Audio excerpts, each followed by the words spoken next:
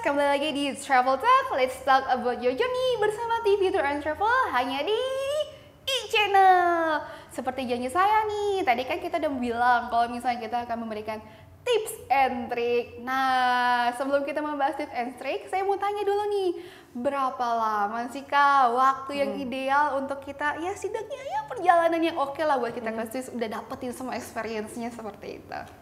Menurut aku kurang lebih 8 hari lah ya, walaupun lebih lama tentunya lebih banyak yang dilihat, cuman minimum ya 7-8 hari sih untuk bisa cover beberapa region yang tadi aku mention gitu. Tapi Kak, tadi kan Kakak udah jelasin nih kalau sepanjang waktu, sebenarnya sepanjang musim, sepanjang tahun itu adalah Swiss tuh punya wajahnya masing-masing kan. Jadi betul. kayaknya kita tuh bener-bener harus lihat banget gitu.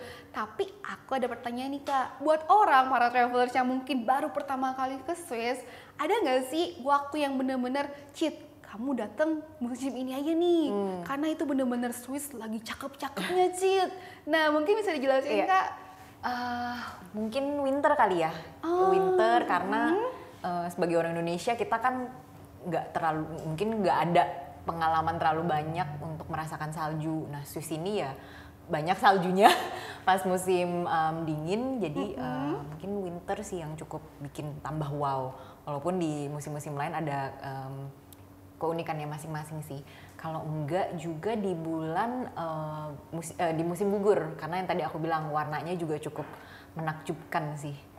Nih Kak, tadi kan Kakak juga udah kasih tips sedikit ke kita. Kalau misalnya kita ke Swiss, kita tuh kayak nggak perlu cheat bawa euro banyak-banyak. Karena kalau di Swiss itu kan kita pakainya Swiss franc gitu kan. Tapi mungkin selain itu Kakak ada tips lainnya untuk kita pergi ke Swiss gitu.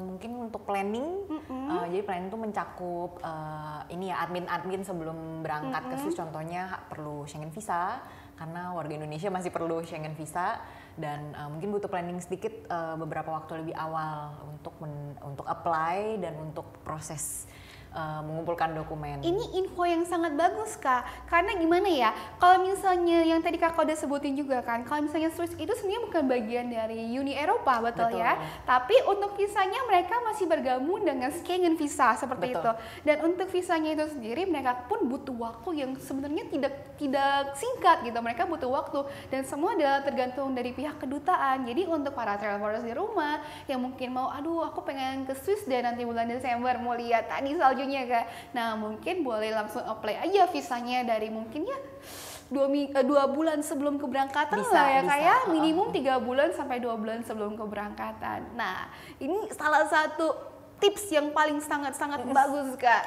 Nah mungkin selain itu ada lagi Kak? Selain itu planning dalam hal budgeting juga penting. Penting banget itu kayaknya Kak.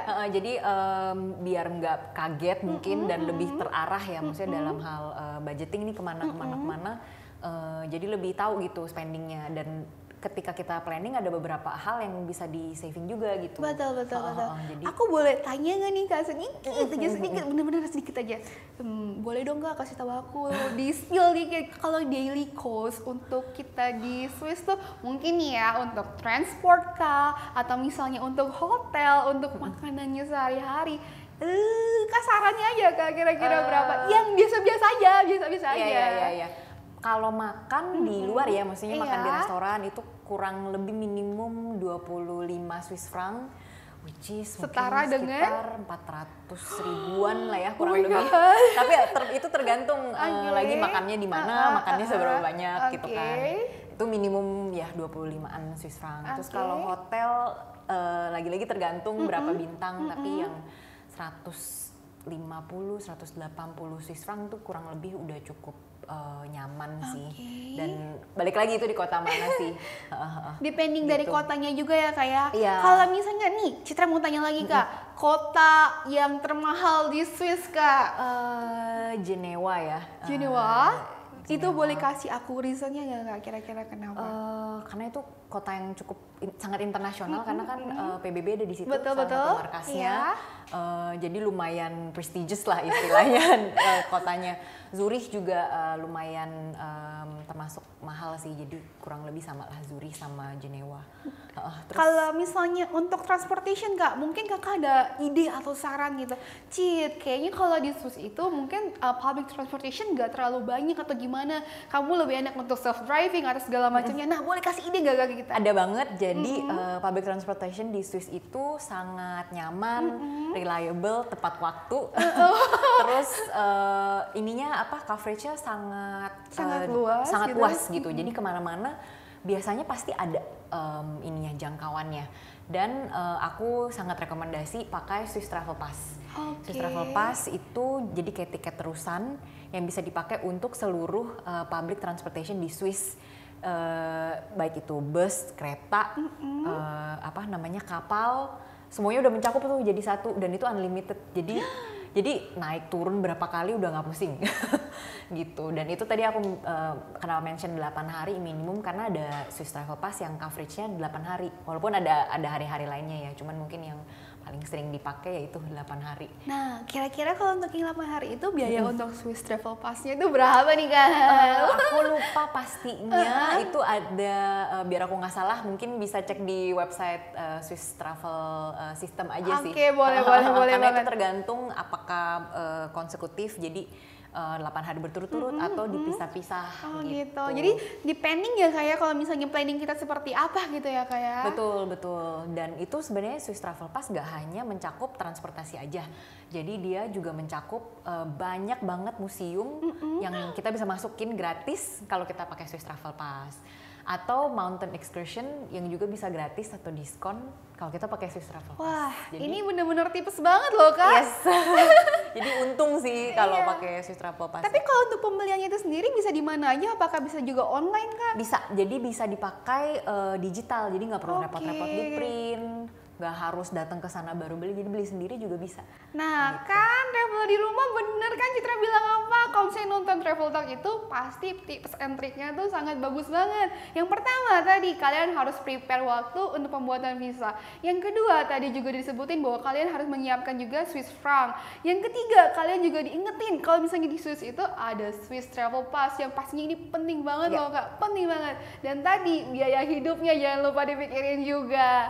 Nah tapi Kak, kalau orang Indonesia kalau belum shopping dan oleh-oleh utamanya nih Kak, itu belum jalan-jalan. Karena yang ditodong pertama kali kalau waktu kita nyampe tanah air, oleh-olehnya mana? Iya. Mungkin Kakak ada ide atau mungkin kayak, Cid, kamu kalau mau belanja oleh-oleh, kamu kesini aja atau kesana aja, atau Cid, kamu wajib beli ini loh kalau misalnya ke Swiss, itu boleh dikasih tahu nggak Kak? Item-itemnya ya jam tangan sih mungkin ya yang tadi Citra udah mention, itu banyak banget jenisnya, terus yang dijamin tuh pasti asli 100%. Jadi itu udah aman banget lah ya kayak. Selain jam tangan ada juga pisaunya sih, pisau Swiss knife kan yang lumayan terkenal. Swiss Army knife gitu ya kayak. Betul yang lumayan terkenal kan merek Victorinox tuh. Betul, itu juga banyak macamnya.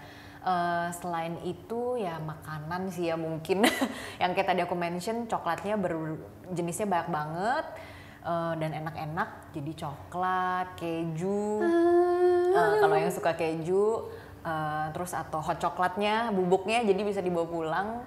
Selain itu kalau item-item lain ada juga kayak bel sapinya, tapi bukan yang beneran bel sih, lebih kayak buat dekorasi aja sih. Kayak gitu, kurang lebih itu sih yang biasanya dibawa untuk jadi oleh-oleh ya dari Swiss. Khas dari Swiss gitu.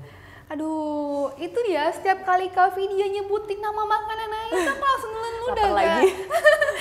Kebayang soalnya gitu kan. Nah, makasih banyak loh Kak Vidya. Sama-sama. Udah mau dateng gitu kan, jauh-jauh dari Swiss ke travel sini, ke Travel Talk, ke TV Tour gitu kan. Terima kasih juga kepada traveler di rumah yang sudah menyaksikan Travel Talk. Dan jangan lupa buat travel di rumah yang mau traveling, segera kontak langsung TV Tour and Travel untuk mewujudkan keinginan traveling kamu.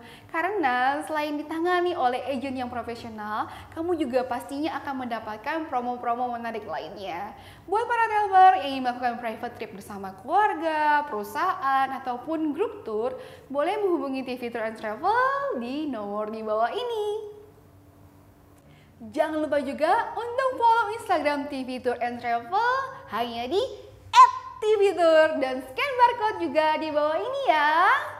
Sekian perjumpaan kita hari ini. Saksikan terus Travel Talk yang pastinya akan membahas destinasi-destinasi wisata lainnya yang bisa jadi inspirasi kamu.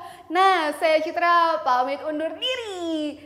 Sampai jumpa lagi di Travel Talk. Let's talk about your journey bersama TV Tour and Travel hanya di e-channel. Sampai jumpa.